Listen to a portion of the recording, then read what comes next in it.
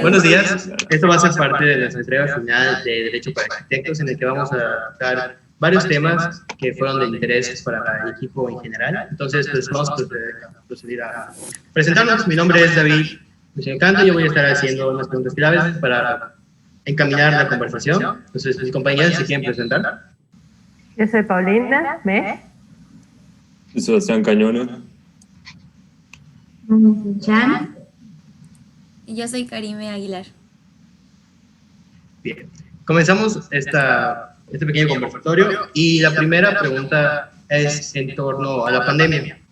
Entonces, ¿cómo creen que ha afectado la pandemia al transporte público? Para empezar, primero se tomaron medidas muy necesarias con el transporte. Por ejemplo, yo veo bien el que se haya llevado el transporte fuera del núcleo del centro histórico, porque ya está visto que el centro de Mérida no es un espacio para concentrar todas las acciones del transporte público, y ahora más se está viendo. Pero mucha gente está diciendo que pues para bajar el número de contagios en esos medios de transporte, lo que se debía hacer era reducir unidades. Y es muy lógico porque pues, ahora mismo lo estamos viendo. Lo que se necesita es que haya más unidades. Lo ideal sería que sea una unidad por persona, pero es imposible. Pero lo mejor es que entre las medidas de lo posible, que sean la mayor cantidad de unidades posible y la mayor cantidad de rutas para que no se concentre todo solo en unas cuantas.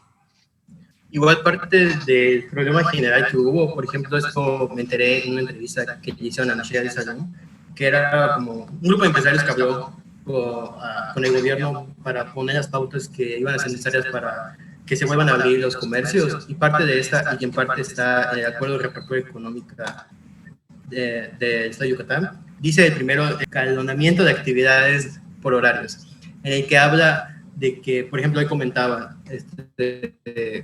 señor que cité, que ellos tenían que tener 3 horas previas para que la gente se pueda movilizar de su casa al trabajo, y 3 horas de cierre para que ellos se puedan transportar de trabajo a su casa. De esta manera ellos evitan que sea escalonado para evitar las aglomeraciones en el espacio público, en los paraderos, dentro del camión. Hablando un poco más centrándonos un poco más en lo que es Mérida, el director del Instituto de Movilidad y Desarrollo Urbano y Territorial dijo que desde el 14 de julio del 2020 no se ha hecho modificaciones a lo que son los horarios en los que los transportes públicos trabajarían. El horario es de 5 de la mañana a 10 de la noche, para tratar de buscar una alternativa y reducir lo que es el contacto innecesario. También vamos a recalcar que se agregó esta ruta llamada la Ruta de la Salud, que es exclusivamente para el personal de salud. Por diversos casos que se empezaron a dar de que eran violentados o no les querían hacer como paradas los demás los camiones, porque pues tenían miedo a que alguno de ellos estuviera infectado por el COVID. Y pues se hizo la propuesta, se agregó, y esta ruta es igual de 5 de la mañana hasta las 10 de la noche, a menos que en algún momento lo requieran, y se amplía el lapso hasta las 11:30.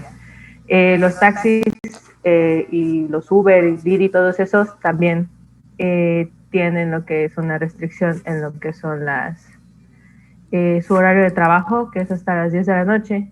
Solamente pueden trabajar más fuera de ese horario si en dado caso de que sea pues transporte para algún personal de la salud que salga más tarde, lo podrán hacer. Sin embargo, ante la Secretaría de Seguridad Pública tienen que dar constancia de que van a hacer el servicio para alguien del sector salud.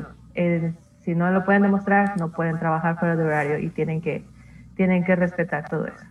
Siento que el objetivo principal de planeamiento en el centro sí está, o sea, de que sí estuvo bien el objetivo, pero al momento de ejecutarse no estuvo muy bien planteado, porque realmente el centro, ¿por qué se quitaron los camiones del centro? Para que el espacio, bueno, las calles sean más peatonales que para vehículos y para que la gente tuviera más espacio para caminar y no se estén topando unos con otros, porque pues de cualquier manera en el centro circula muchísima gente durante el día. Sin embargo, sí estoy de acuerdo con que deberían de aumentar las unidades, los transportes públicos, porque pues por más que le pongan plásticos o lo que sea, pues al final si estás enfermo, ahí se quedó la enfermedad y cuando se sube el siguiente, pues te vas a contagiar. Sabes, muy contagioso, entonces con cualquier cosa te puedes contagiar. Y igual desde que comenzó la pandemia, comenzaron a salir acuerdos y decretos donde se establecen estas medidas. Uno de ellos fue el acuerdo por el que se modifica el acuerdo SSI 01-2020, por el que se establecen las medidas de seguridad sanitaria para evitar la propagación del virus SARS-CoV-2 por gotas y contactos. Prácticamente todos estos acuerdos se van adaptando a cómo está el semáforo. Entonces, creo que estas medidas que se tomaron desde el principio se estancaron ahí. O sea, no se han ido modificando, porque se hizo lo de las banquetas, pero en ningún momento se tomó otra medida aparte de eso, lo del arbolado en el centro. Otra medida aparte de eso, porque realmente, pues por más que quitaron los camiones, sigue habiendo muchísima gente en el centro. Entonces, como que se estancaron en los primeros acuerdos que hicieron y ya llevamos meses con las mismas medidas que pues es visible que no están funcionando tan bien. De hecho, parte de lo que comentabas igual está en el acuerdo de reapertura económica, que es el punto 2 de mejoras del sistema de transporte público, en el que habla de que igual se quiere priorizar un poco al peatón, que es parte por lo que hicieron lo de agarrar un poquito de la vía pública para autos, para poder así motivar a la gente que pues preferentemente camine en esos espacios en lugar de que esté en transporte público. Pero como comentas, sí es un problema que no haya adaptaciones dependiendo del semáforo. La siguiente pregunta, igual en torno a la pandemia, sería ¿cómo afecta la ley de trabajo en línea a los edificios en general? ¿Qué está pasando con todo esto de teletrabajo? Bueno, el año pasado, si no mal recuerdo, en México se aprobó lo que es una ley. Esta ley lo que hace es regular el home office. En esta se reconoce lo que es el teletrabajo como pues, un desempeño de actividades porque remuneradas en distintos tipos de establecimientos del país, todo tipo.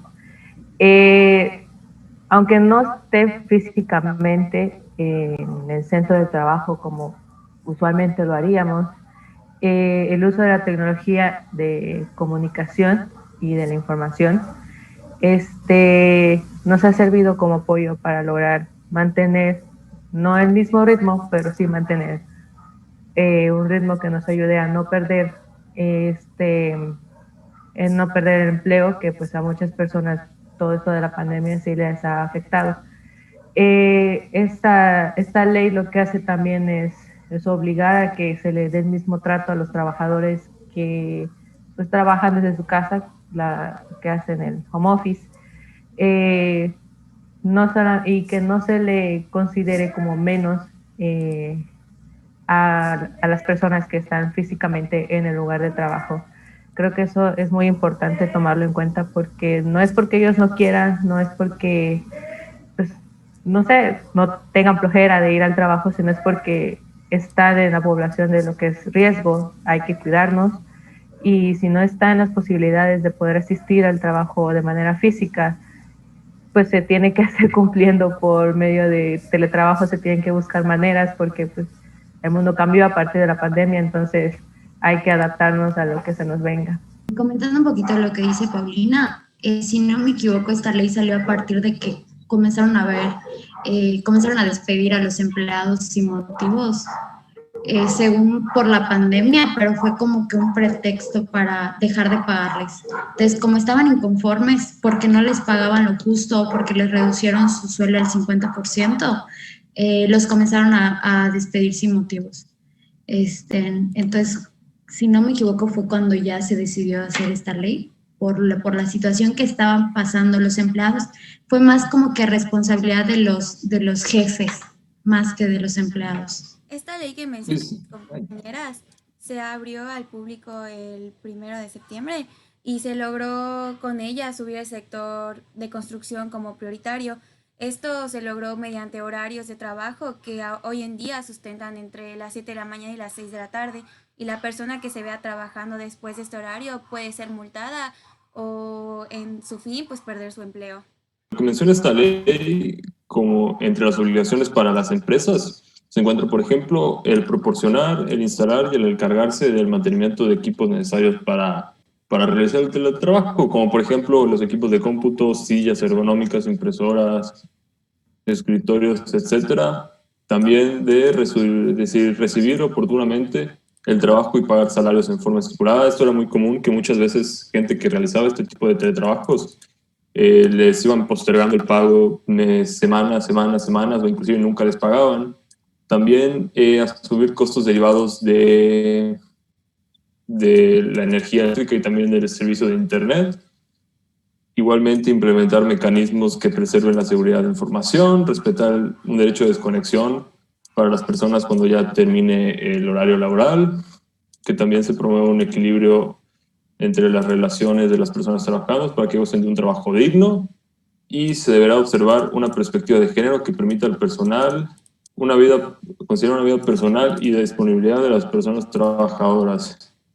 Y pues muy en lo personal yo veo esta ley como buena, pero lo veo como un golpe muy bajo hacia las empresas, porque además de que ya tuvieron que encargarse de todos los gastos que se reflejaron en la pandemia, como rentas, como pagar sueldos, como pagar seguros y todo, en donde el gobierno no hizo ningún esfuerzo para reducir impuestos, ni para reducir sus propios gastos, ni a dar un tipo de ayuda a las empresas para que todo este golpe de la pandemia sea menor. Ahora vienen y meten una ley que como propuesta está bien, pero que la hacen dándole muy duro a los empresarios, porque además de ahora de tener que mantener sueldos y todo, que ya de por sí es muy pesado, van a tener que pues dotar a sus trabajadores de estos equipos necesarios. Entonces es un poco incoherente la medida del gobierno, porque ellos no se aflojan en cuestión de impuestos, pero sí quieren que las empresas sigan gastando, y ahora ya lo ponen por ley. Entonces ya es como que una ¿Cómo las nuevas disposiciones de salubridad y sana distancia han afectado a los sitios y el espacio público? Entonces, Vanessa, no sé si tienes algo que comentarnos. Bueno, yo investigué un poquito y vi algunas entrevistas, más que entrevistas, como que reportajes de negocios que quebraron al principio de la pandemia. Durante la pandemia existen dos tipos de cierre de negocios, los permanentes y los temporales. Los permanentes pues son infelizmente los negocios que no aguantaron el cierre pues, y pues se fueron a bancarrota. Y los temporales, que pues muchos son porque no podían abrir, porque pues les digo los acuerdos que sacaba el gobernador y eso.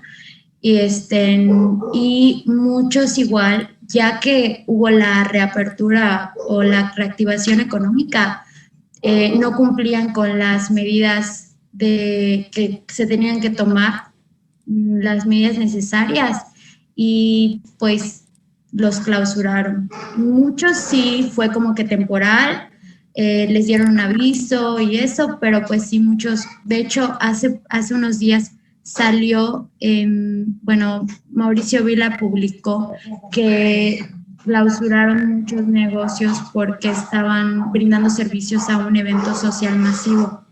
Entonces, creo que ya de por sí era difícil brindar los servicios, entonces como que sí debieron de tener más cuidado, ya que tuvieron la oportunidad de abrir sus negocios. Y ¿cómo se llama? Y pues no lo hicieron. Bueno, gracias.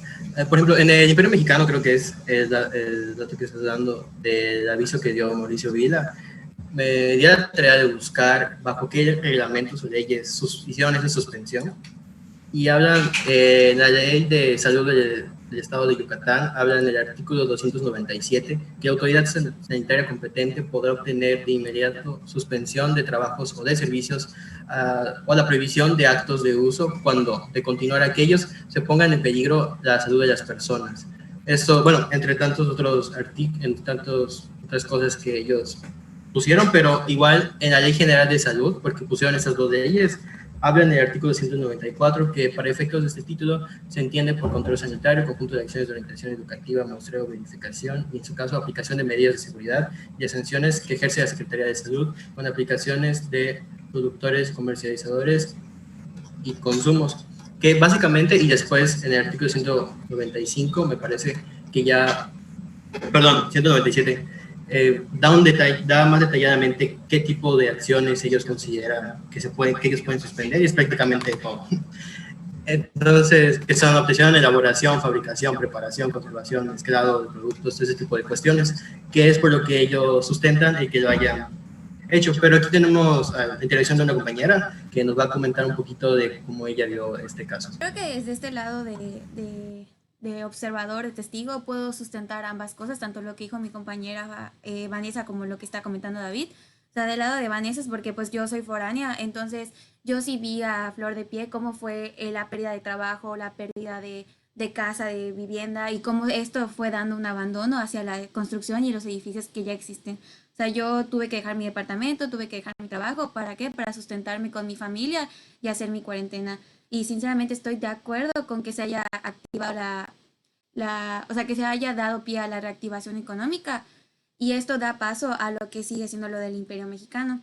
En esto estoy de acuerdo que hayan multado y cerrado esos establecimientos. Sin embargo, o sea, yo estuve en el evento y no le doy crédito a la forma en que lo están planteando. Al final de cuentas, sí es cierto, se fue más por el lado público que servicial, pero pues yo lo vi como la manera de la gente que está tratando de abrir un negocio y que está tratando de sustentarse con su propio dinero. O sea, si bien, o sea, se decretó ahorita en el 2020, o sea, el decreto 195 que se emitió por lo de la pandemia del COVID, que se supone que las reuniones como tal deberían ser de 4 horas, respetando la movilidad de un horario de 11 a 11 y media, usando el cubrebocas, y si son en lugares cerrados de 50 y si son lugares abiertos de 100 personas. Bueno, yo estando ahí, sinceramente no contaba más de 100 personas, o sea, hablando de público en general, y en todo momento yo sí sentí que se tomaron los protocolos de medidas sanitarios. O sea, hasta el momento en el que yo participé. O sea, estaba dividido en 2 lugares el establecimiento. En la parte de adentro, que por así decirlo sería el lugar cerrado, estaba la gente o familiares de las personas, y afuera estaba como que el público general. Sí estoy de acuerdo que se haya cerrado, que se haya establecido eso, pero al final de cuentas no estoy de acuerdo en el auge que le están dando, porque al final de cuentas pues son personas que buscaron su manera de sustentarse y sacar dinero adelante, como estoy segura que cualquiera de nosotros lo pudo haber hecho. Yo tengo un comentario. Sí.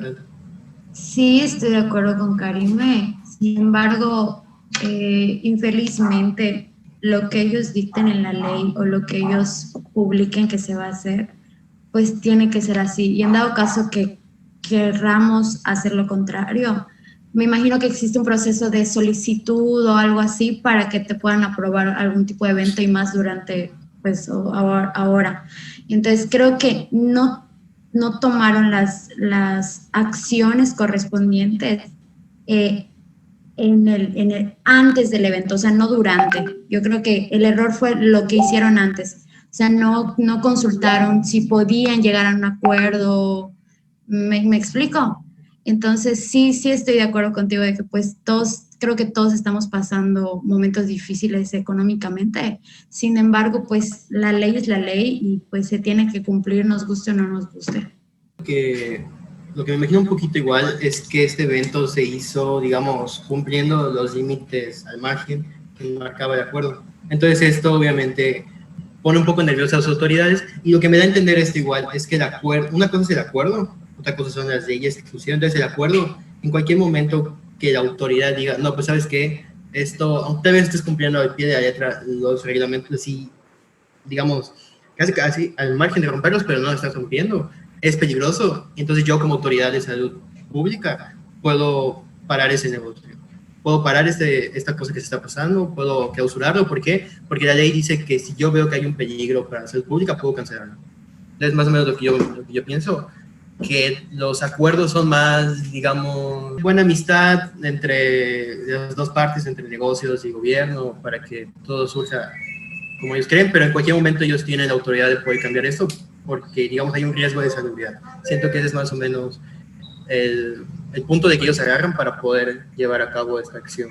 Exactamente, porque así como menciona mi compañero, pues en sí, o sea, en todo momento desde que entramos se hicieron las medidas de seguridad planteadas, o sea, nos sanitizaron a todos, había gel antibacterial por todos lados, en sí o sea, te llamaban la atención si no tenías el cubrebocas bien puesto, o sea, como dijo mi compañero, fue más del acto de que, yo considero que fue peligroso y la gente se está quejando y esto y lo otro, que realmente lo que pasó, que la gente que no estuvo ahí, pues no pudo ver cómo estuvo por dentro. Pasando a otro tema un tanto distinto, alejándonos un poquito de la pandemia, pero siendo igual importante porque todos nos acuerdo que ese tema nos interesaba y queríamos platicar sobre él, es la fragmentación socioespacial. Y entonces vamos a empezar a hablar de ese tema con las aportaciones de los distintos compañeros. Y la primera pregunta para direccionar este conversatorio sería, bueno, primero, ¿qué es segregación socioespacial? Segregación, entendemos la denominación que es una marginación, exclusión o discriminación de la que puede ser víctima una persona a un grupo de personas por motivos raciales, sociales, políticos, religiosos o culturales. Y bueno, en nuestro caso estamos abarcando lo que es una segregación socioespacial, en la que nos referimos a que un grupo de personas está siendo segregada por su nivel social y también se está mostrando en una manera espacial. En el caso de Mérida lo tenemos muy claro porque existe pues, el dicho de que en el norte está todo lo bueno, está el dinero, y en el sur no hay nada, hay pura delincuencia. Entonces ahí ya estamos empezando a hacer un tipo de segregación socioespacial, porque indirectamente, aunque no queramos, ubicamos el norte como donde hay las mejores cosas y hay el mejor nivel de vida, y el sur, siempre que nos hablan del sur, decimos, uy, el sur es peligroso. Entonces ya desde el momento en el que nos asociamos Mérida, ya empezamos a tener esa idea de que está dividida por sectores. Creo que la segregación y hasta puede decirse una discriminación, o sea, existe un grado de discriminación ahí, comienza desde la organización y planeamiento de las ciudades, que infelizmente, o sea, pues nosotros no somos los que, la sociedad en sí no somos los que lo hacemos, pero nos adaptamos a lo que nos imponen. Y pues todos estamos de acuerdo con que en el norte están los ricos y en el sur los que no tienen tantos recursos. Y es en el norte donde se invierte más en infraestructura, en servicios, porque pues obviamente si la gente ahí tiene más recursos, cualquier negocio que pongas, cualquier inversión, recuperarla va a ser mucho más rápido que pongas un negocio en el sur. Sí, aquí, por ejemplo, existen unos mecanismos para la diferenciación social, que son cuatro tipos básicos de estos, que son el socioeconómico, el familiar o el estilo de vida que lleve la persona, los migratorios y los étnicos. Entonces creo que ahí hay como bastante separación de todo lo que nosotros conocemos. Tenemos que entre los primeros es importante pues destacar el papel que ocupa el conocimiento de las personas. No sé, el sistema económico y el tecnológico, el ejemplo claro de la ciudad de Mérida pues es el norte, por eso la mayoría de las inversiones se van para allá. La modernidad de la ciudad se está yendo para el norte, están olvidando lo que es una parte de la ciudad que es el sur, están dividiendo cada vez más y más la ciudad en los sectores, que se hace más notable. Tenemos también lo que son la relevancia, en lo que son los niveles educativos de las personas, aquellos que se asocian con profesiones a las que se les confiere como, no sé, más poder o más dinero, como son pues, los empresarios, los altos empresarios, los políticos. va a ser muy raro que encuentres viviendo un político en el sur de la ciudad. Casi siempre están, no sé, en las zonas privilegiadas, en fraccionamientos privados, en torres departamentales, o los empresarios también viven en sus propias torres de departamentos o tienen sus terrenos, incluso, no sé, en algún terreno de un rancho que tengan en Yucatán.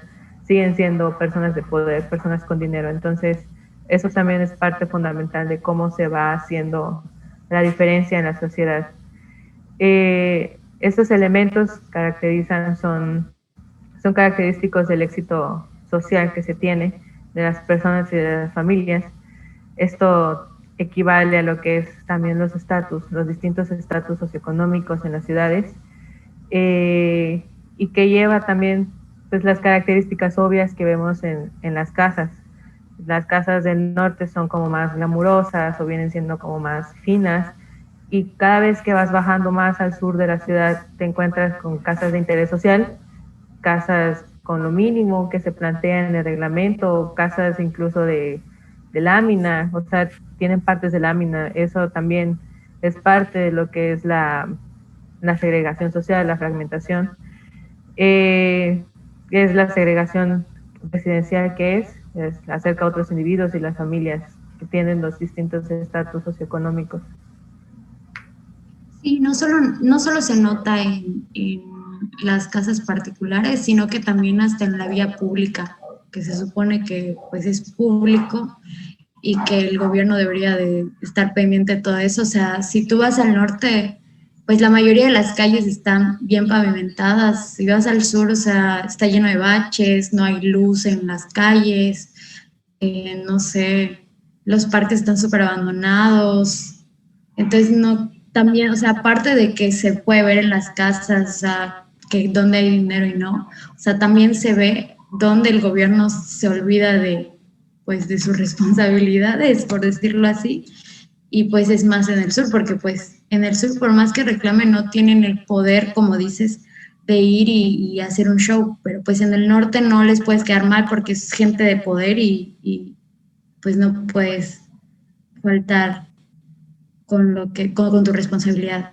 La segunda pregunta va encaminada a ¿por qué hay zonas de la ciudad con mejores servicios públicos e infraestructura que otros? Pues básicamente es una pregunta que se contesta solita con lo que declara el diario de Yucatán, y es básicamente por cómo ellos denominan que es una vivienda. O sea, ellos establecen que una vivienda básicamente debe ser una edificación que te da soporte, te da paredes, muro, un lugar para dormir y preparar alimentos. O sea, realmente esto se sustenta a lo de la infraestructura. Ellos al crear una vivienda de este estilo no se pueden a pensar en todas las necesidades que el humano engloba, y lo notas en los fraccionamientos nuevos y los viejos. O sea, los viejos carecen de infraestructura, no tienen modificaciones, en cambio los nuevos siguen creciendo y creciendo, y la gente se pregunta de por qué. Esto ya se ha notado mucho en la clasificación de Mérida, y es por eso que se ha implementado la modificación del reglamento.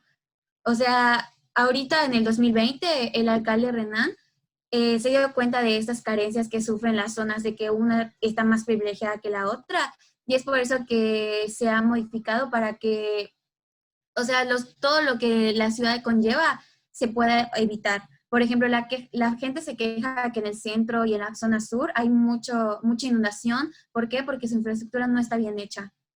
Bueno, igual lo de la infraestructura que no pasó esta vez en las Américas, que pues nadie se lo esperaba porque está en el norte, pero creo que los desarrollos que construyen todos esos fraccionamientos ya no están pensando en cubrir las necesidades básicas de las personas, sino que solo están pensando en lucrar, y entre menos calidad, pues más le ganan. Entonces creo que ya está comenzando a reflejarse un poquito.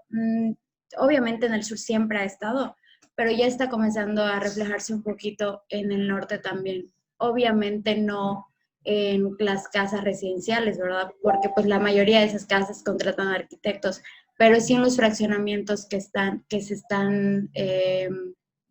iniciando en el norte de la ciudad.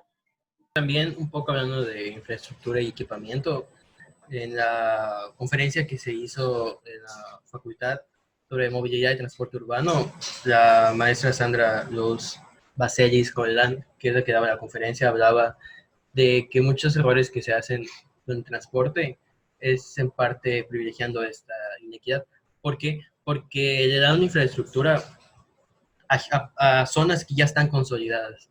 Es decir, les vamos a dar una ciclovía a esta parte de la población, de la ciudad, que ya está muy consolidada. O sea, le damos más privilegios a una zona que ya tiene privilegios. En cambio, lugares como en el sur de la ciudad que vemos, es muy común que las personas usen bicicleta, usen algún tipo de transporte de ese tipo, y ellos no tienen acceso a esa infraestructura y ese equipamiento, porque prefieren dárselo a una zona ya consolidada. Y entonces esta maestra Sandra Luz dice que es parte de lo que no se debería hacer cuando se le da prioridad, o sea, cuando se establece todo este mecanismo de movilidad y transporte, que es seguir privilegiando a los que ya están privilegiando y no aportar, no ayudar a estas personas que en realidad necesitan, pero como no son sectores muy visibles, los siguen marginando. En mi opinión, lo de las ciclovías en Paseo de Montejo no fue por el uso que le puede dar a una bicicleta a diario. Fue más como que uso de fin de semana, vamos a pasear todos los de Mérida ahí y usamos bicicleta. Porque realmente, o sea, he estado observando en dónde los pusieron y por dónde pasan. Y ni siquiera están en lugares estratégicos que digas que una avenida con otra, donde hay un supermercado, donde la gente que vive en el centro puede ir a comprar al Walmart que está en Paseo de Montejo. O sea, realmente solo está en todo Paseo de Montejo y ya. No, siento que no hubo una planeación en base a las necesidades de la gente que puede vivir ahí y siento que no fue como para beneficio de la gente que está ahí. O sea, siento que solo se puede usar para ir a pasear el fin de semana. También estos de que haya unas zonas más privilegiadas que otras, yo pienso que es un fallo muy grande del gobierno, porque no puedes atribuirle todo el problema a que la gente vaya a esas zonas, porque al fin y al cabo las personas se van moviendo conforme a sus necesidades, sus conveniencias. Entonces, para mí es un fallo demasiado grande del gobierno en cuanto al planeamiento urbano de la ciudad y también en el hacer ciudad, porque estamos viendo que en muchos fraccionamientos lo que ellos consideran como vivienda son 4 paredes, un piso y un techo, pero no se enfocan en todo lo que rodea esa vivienda, como pueden ser vialidades, parques, aceras. Entonces eh, están dejando de un lado fraccionamientos o desarrollos en donde la gente está dotada de todos esos servicios, porque si bien fraccionamientos que están en el norte de la ciudad o fuera del periférico al norte, casi casi en el fraccionamiento tienen una mini ciudad, porque tienen parque, tienen tiendas, tienen todo. Pero en el sur, ¿qué se está pasando? Que se enfocan a que el fraccionamiento sea simple y sencillamente una plancha de viviendas en donde no se puede hacer vida, donde todo queda a merced de que tú te tengas que movilizar hacia los distintos puntos de la ciudad, que por la misma dinámica que está teniendo la ciudad de Mérida, que crece horizontalmente, se empiezan a dispersar y empieza a hacer que la gente pues ya no haga esos recorridos que les quería que todo esté más junto, y lo único que está haciendo es separar más y más a la gente. Para terminar, tenemos otro tema que igual es importante y pertinente, que es igual un poco de esta segregación, pero ahora de lo que se da en cuestión de género. Entonces, esta pregunta está encaminada a eso. ¿Por qué los espacios arquitectónicos están enfocados a satisfacer necesidades de un solo género, que en este caso serían los hombres, y no de todos los géneros? Esto básicamente se da porque desde la edad moderna, o más bien moderna en Occidente, todo tipo de construcción siempre se ha dado más en que la mujer se adapte al hombre y no el hombre a la mujer. O sea, dicen que la arquitectura es neutral, pero realmente la arquitectura no es neutral. Y esto lo podemos sustentar con lo que dice una arquitecta llamada María Novas. La arquitectura ha sido creada bajo los estándares normativos que asumen que son neutrales. Y la razón es porque las disciplinas mayormente se centran en la cultura. O sea, culturalmente se ha relacionado que el hombre va primero sobre la mujer. Y, o sea, no solamente hablando de lo masculino, también es en tanto al color, lo heterosexual, o sea, son diferentes cualidades de género que se han estado tocando últimamente. Entonces, ¿cómo establece esto en la arquitectura? Pues realmente, como lo mencioné, la arquitectura es parte de nuestra cultura. Entonces, las leyes que esto solventa, pues son las leyes de cultura establecidas en Mérida. Por ejemplo, está la ley de asentamientos humanos, está la ley de del patrimonio cultural. O sea, igual está establecido que en el Diario Oficial de Yucatán, que hay un reglamento que expide qué leyes son sustentadas tanto en hombres como mujeres, y se decretó, es el decreto 581 establecido en el 2008, que es un reglamento de ley para la igualdad entre hombres y mujeres del estado de Yucatán, donde se afirma que todo tipo de construcción, o más bien objeto tangible e intangible puede ser declarado un patrimonio, siempre y cuando se cumpla que debe ser equitativo tanto para el hombre como para la mujer, hablando específicamente que esto se establece en construcciones. Platicando un poco de lo que comentas, yo, bueno, en la conferencia que hubo igual de parte de la facultad, de Foro de Género e Empoderamiento de Espacios desde la perspectiva de género, me parece que se llama, bueno, aquí participó Noemí Doria, que comentó que, por ejemplo, las mujeres hasta hace 80 años no podían votar. Entonces, si vamos con este pensamiento, en realidad mucho de lo que está planteado en la ciudad y lo que está formado y lo que nosotros utilizamos fue pensado por y para hombres. Entonces, estas personas como mujeres, o, bueno, todos los géneros, ¿no? En realidad no está aplicado para todos, nada más para un solo género y un solo tipo de necesidades, que muchas veces puede ser muy distinto a las actividades que realizan todos. Entonces, no está pensado de esa manera. Por ejemplo, Noemí Doria comenta que si nosotros queremos encaminarnos hacia los objetivos de desarrollo sostenible, como es una igualdad de género, que es el número 5, el 11, que son ciudades y comunidades sustentables, reducción de las desigualdades en el 10, en realidad, pues deberíamos enfocarnos un poquito más a esto, a ver cómo las decisiones deben ser tomadas por todos y para todos. Lo que pasa con los objetivos de desarrollo sostenible es que no son algo que obligue a una ley, aquí en México por lo menos, sino que son acuerdos que se hicieron, buena voluntad, pero de dicho al hecho, pues hay mucho trecho, ¿no? Como dice el dicho, entonces son cosas que se tienen que ir encaminando, se tienen que empezar a tomar estas acciones en las que todos participen en la toma de decisiones. Exactamente. O sea, básicamente para poder adaptar, o sea, esto que se toca de la equidad de género a nuestra rama, que es la arquitectura, pues realmente hay que adaptar primero las leyes generales del Estado hacia lo que es la equidad de género, y así poder hacer o sea, y así obtener como en manera de consecuencia que esto afecte la arquitectura. Y algo que se nota mucho es que, como por ejemplo en los CrossFit, o sea, mayormente los colores utilizados, el diseño del CrossFit y del establecimiento es más como para un género masculino que para un femenino. Y hoy en día se ha tratado de equilibrar como que tipo las mujeres que ya trabajan pues tengan un espacio en sus respectivos trabajos que sea una guardería. O sea, son pequeños detalles que se van generando siempre y cuando se sigan estos lineamientos de igualdad entre hombre y mujer. Sí, de hecho, ahora que mencionas lo de los gimnasios, creo que ningún gimnasio aquí en Mérida está adaptado para que una embarazada pueda ir a entrenar. Que, o sea, se me hace algo absurdo porque, pues, que estés embarazada no quiere decir que estés discapacitado, que no puedas hacer nada. Al contrario, o sea, la actividad física está súper bien durante el embarazo y no he visto ningún gimnasio que tenga, que incluya esta parte. Entonces, sí es como que un tipo de, como que se olvidan, pues, de que las mujeres, pues, podemos embarazarnos y podemos ir al gimnasio. Son como que situaciones que deberían tomar en cuenta si realmente la arquitectura se enfocara también en las mujeres. Bueno, pues entonces así damos como concluido este pequeño conversatorio. Agradecemos a todos los que participaron y esperamos que tengan un bonito día.